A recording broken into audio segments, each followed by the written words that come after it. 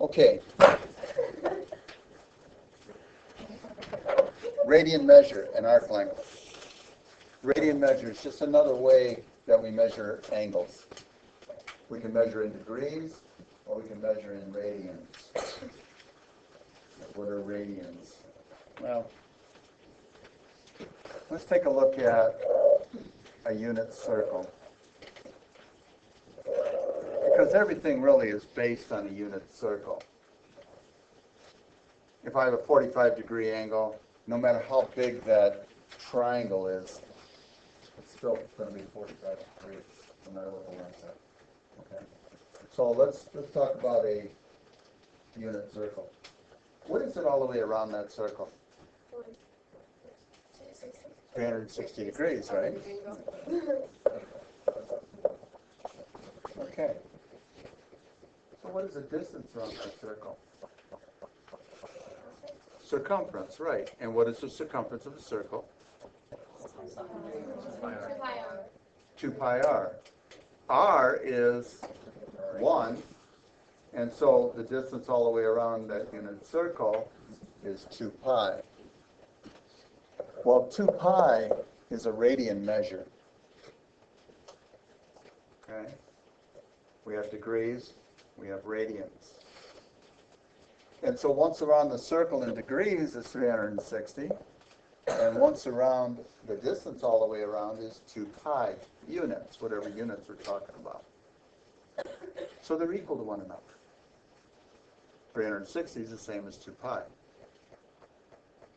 If I divide both sides by 2 pi,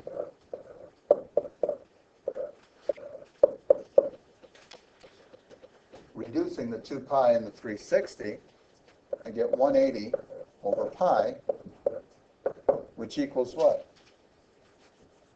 1. 2 pi over 2 pi. That's 1. Well, if that's 1, what is pi over 180 then? 1. Sure. Because these two have to equal one another, don't they? Because the same thing over the same thing gives you 1. So 180 over pi has to equal pi over 180. Right? And that equals 1. And those are our conversion factors. It's just like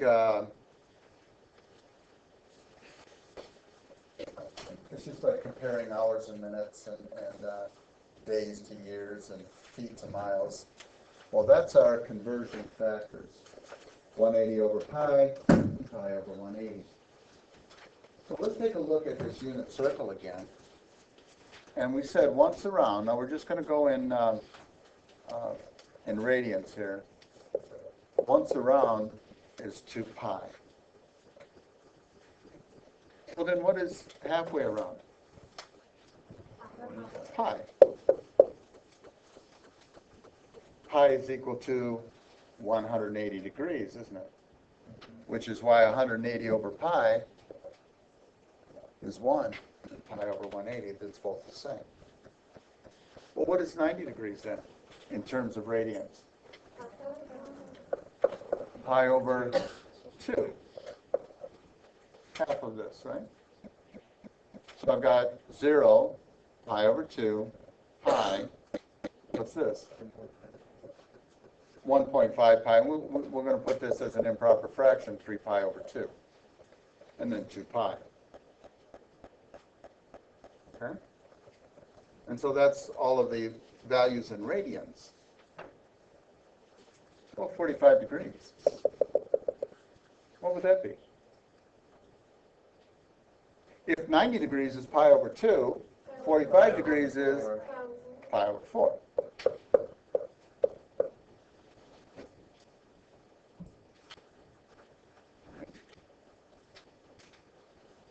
So, we have an easier way to do this. To convert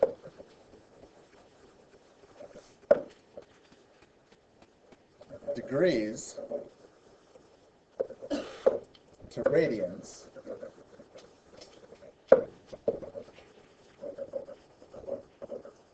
multiply the degrees by 1,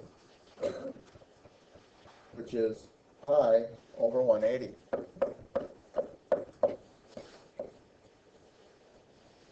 And that's how we convert from degrees to radians. So let's take our special angles there. Let's take 30 degrees. Can you guys figure out what it is?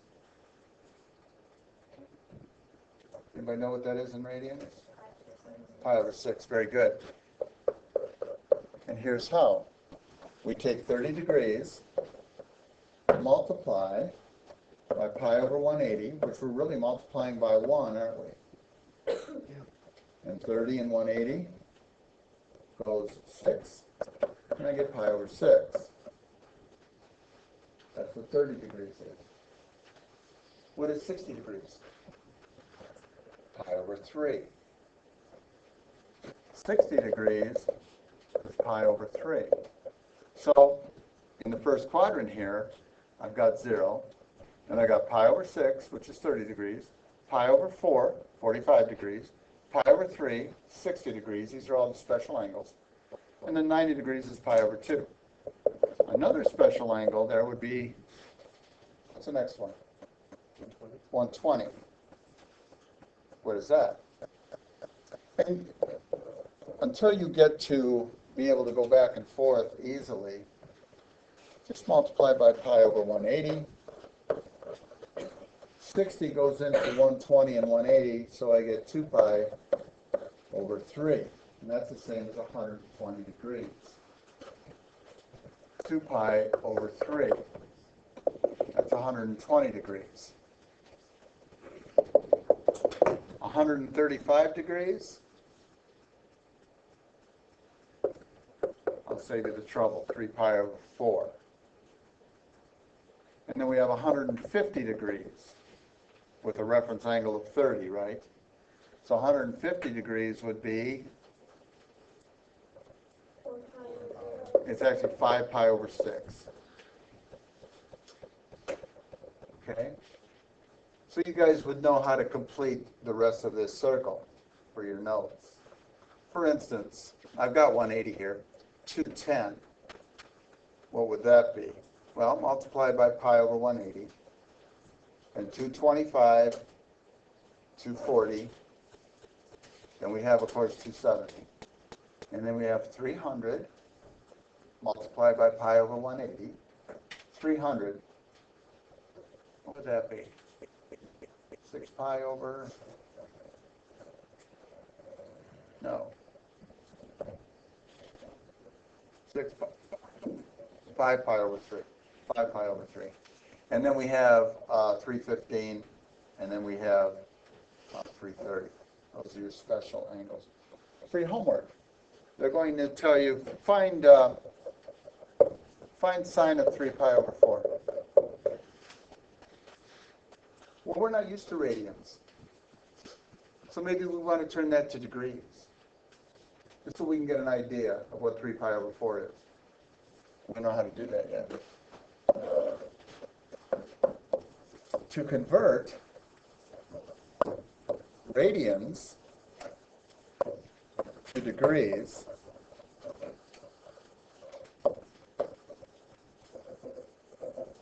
multiply the radians by, what do you think? By 180 over pi.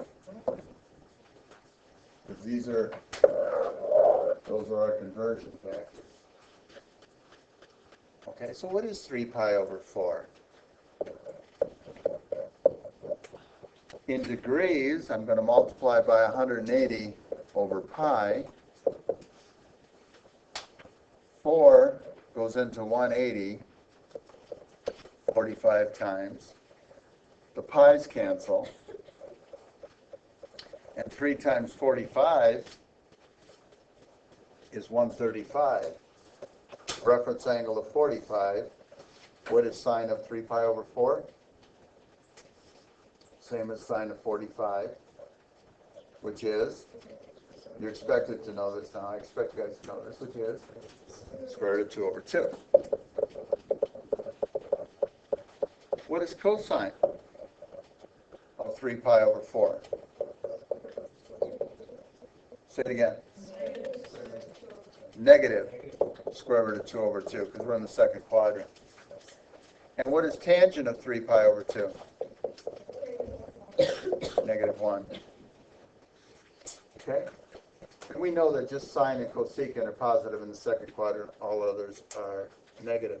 And we could also work with, I mean, if we had cosecant of 5 pi over 6. How would we do that? What is cosecant of 5 pi over 6? What I would do is find sine of 5 pi over 6, which is going to be 1/2. And so cosecant of 5 pi over 6 would be 2. Okay? So that's radian measured. You're going to see that in calculus, you're very rarely going to use degrees.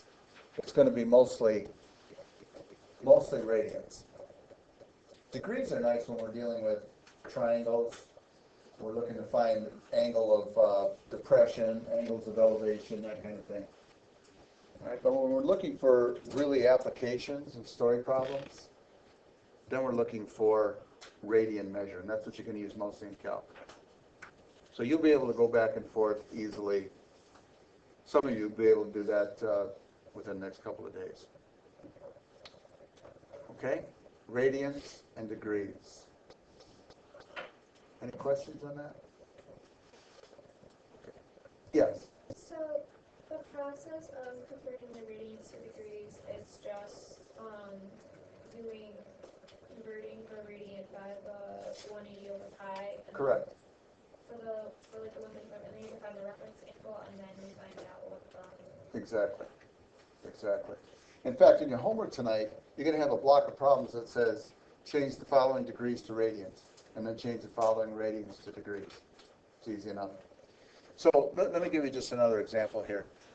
What if I said, convert that? Is that a radian measure of degrees, by the way? Is it?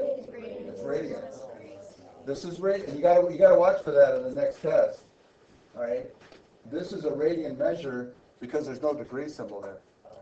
This is radians. How many degrees in 20 radians? Well, I'm going to multiply by 180 over pi because that changes radians back to degrees. Then you go to your calculator. 20 times 180 is 3,600 divided by pi. We don't use 3.14, by the way, ever. Okay, we use your pi button. And so you plug this in your calculator. Somebody do that for me. So it's 3,600 divided by pi, 20 times 180 over pi. Round it to the nearest tenth for me. 1,145. Sorry, say it again. 1,000.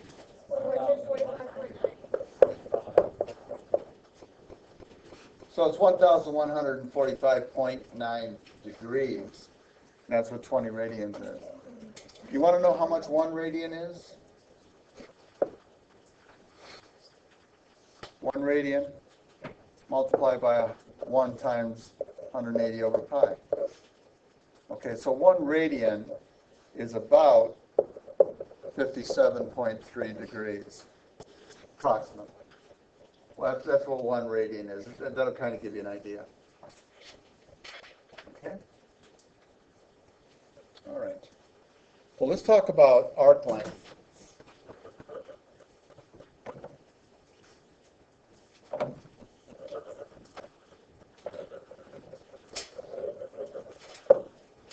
Arc length. And by the way, I don't know why, but they give arc length as being S. Now, you guys did this last year in geometry. I taught second semester geometry last year, and I knew that you guys did that, finding arc length. The formula is S, arc length, is equal to R, radius, times theta. And I know you didn't deal with radians, however, theta must would be in radian measure.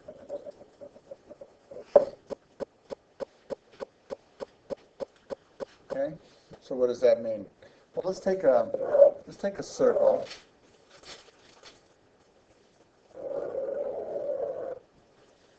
And let's take find the measure of the arc length of a 300-degree rotation, the central angle of 300 degrees. All right, 300 degrees. That would take us right there. Here's a 300-degree rotation. Central angle, okay? And we want to find the arc length. So here's what we're looking for. We're looking for the length of that arc. Okay? And we use the formula. Let's put a, let's say that this is equal to 7. That's the radius. They have to give you that.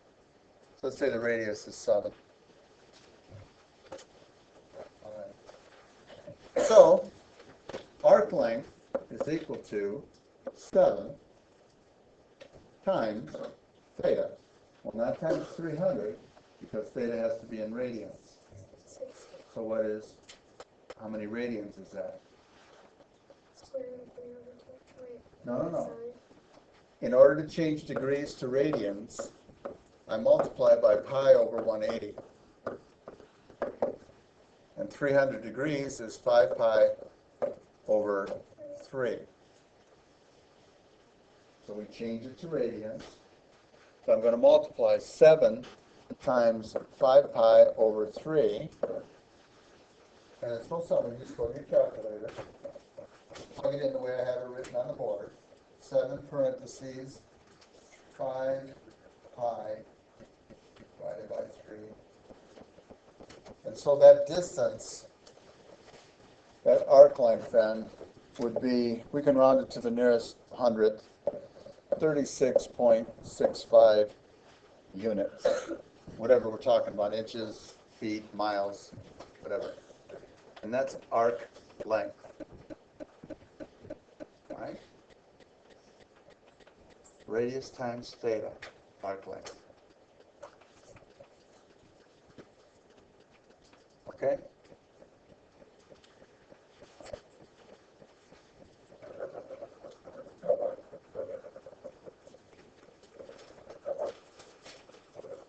Angular speed. That's revolutions. Revolutions. You remember me talking to you about 45s records? Did I talk to you about 45 records? 78s, 33. I didn't talk to this class about that? All right, well, I'll save that story until I'm not recording. But back in, I think these came out in 1955, where they came out with these 45s. And your parents might have records at home that they were 7 inches in diameter, and then there was this larger hole that sat on a spindle,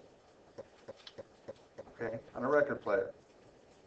And you could put a stack of them on your record, maybe, I don't know, maybe 8 to 12, I can't remember exactly, but 8 to 12 records you could stack up.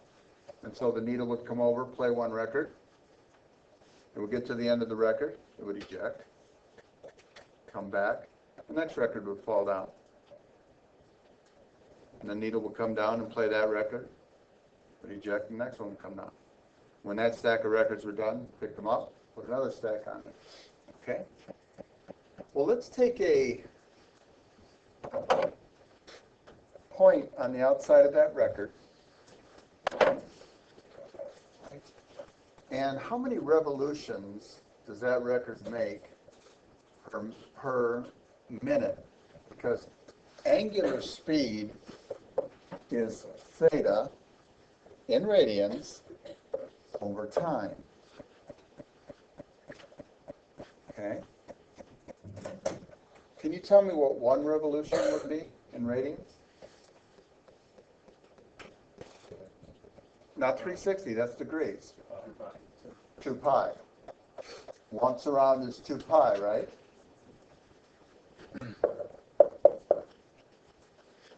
How many revolutions? No, yeah, but on a 45, when it's spinning, it makes 45 of these revolutions. 45 revolutions. That's what theta is, because it's not going just once around, it's going 45 times around per time, per minute. That's called the angular speed. 45 revolutions per minute. Okay? And so it would be 90 pi per minute.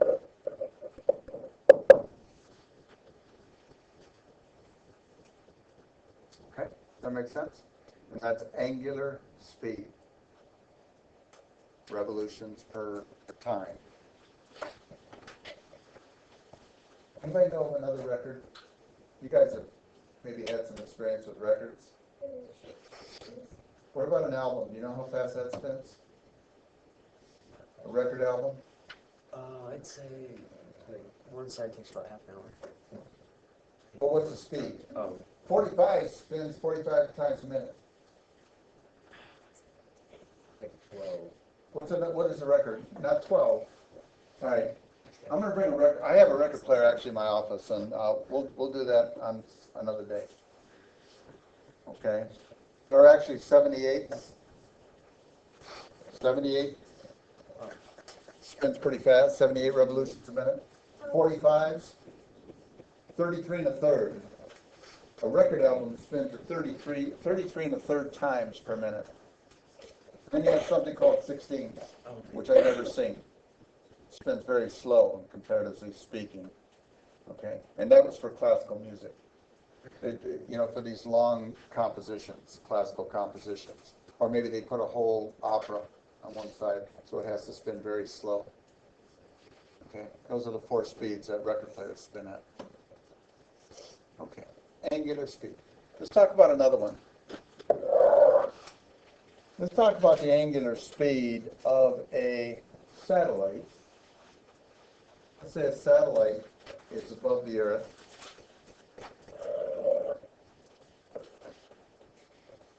And it makes 1 revolution per day. So it's going to start over Michigan. Okay, and then tomorrow at this time it'll be in the same spot. So 1 revolution per day. What's 1 revolution? 2 pi. The angular speed, theta over time. 1 revolution per day, but instead of 1, let's make it per hour. So let's change days to hour. So that satellite goes 2 pi, 1 circle, every 24 hours. And we can reduce that to pi over 12. And that's called the angular speed. Okay? How fast is this red dot? How fast is that going? That's linear speed.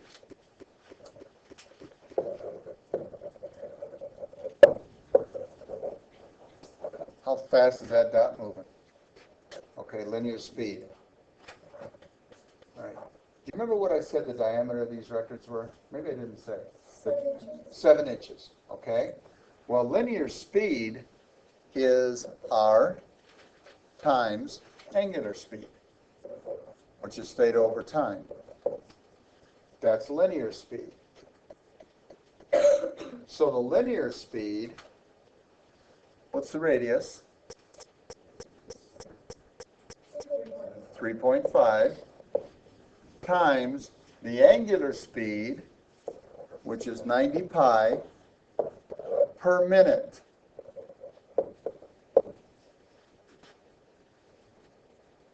You go to your calculator, 3.5 times 90 pi. And so this red dot is traveling at 989.6 what? Not miles per hour, but Inches per minute. inches per minute. Inches per minute. Okay? Isn't that easy? Radius times theta over time. And we could convert, if we wanted to miles an hour, because we all know the conversions. Inches to feet, minutes to hours. We could make those conversions if we wanted to. But that one point on the end of a record will travel at 989.6 inches per minute. That's how far it travels. Linear speed. Let's take that satellite. How fast is that satellite traveling? There's the center of the Earth. The radius of the Earth, 3,960 miles. Okay. There's an example in the book saying that the satellite is 22,200 miles above the Earth. That makes the total radius 22,200 plus 3,960, 26,160 miles. That's the radius from the center of the Earth to that satellite. The angular speed is pi over 12. Right? And the 12 is in hours, isn't it? How many miles per hour is it going? R times angular speed. 26,160 times pi over 12. You go to your calculator. 26,160 times pi over 12, and that satellite is traveling at approximately 6,849 miles per hour.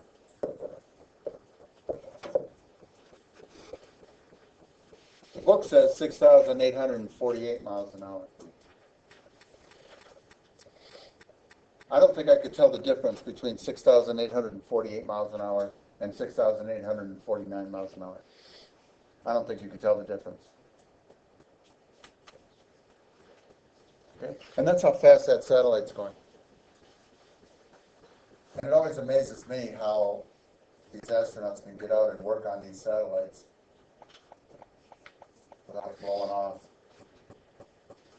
But there's no wind resistance out there, is there? I have a hard time envisioning that, something traveling that fast and being able to stand out there. Don't you? Yeah. Okay, good. All right. So, your homework. Page 855, 856, 12 through 62, the evens, and 64 through 69, all. Okay, that's your homework.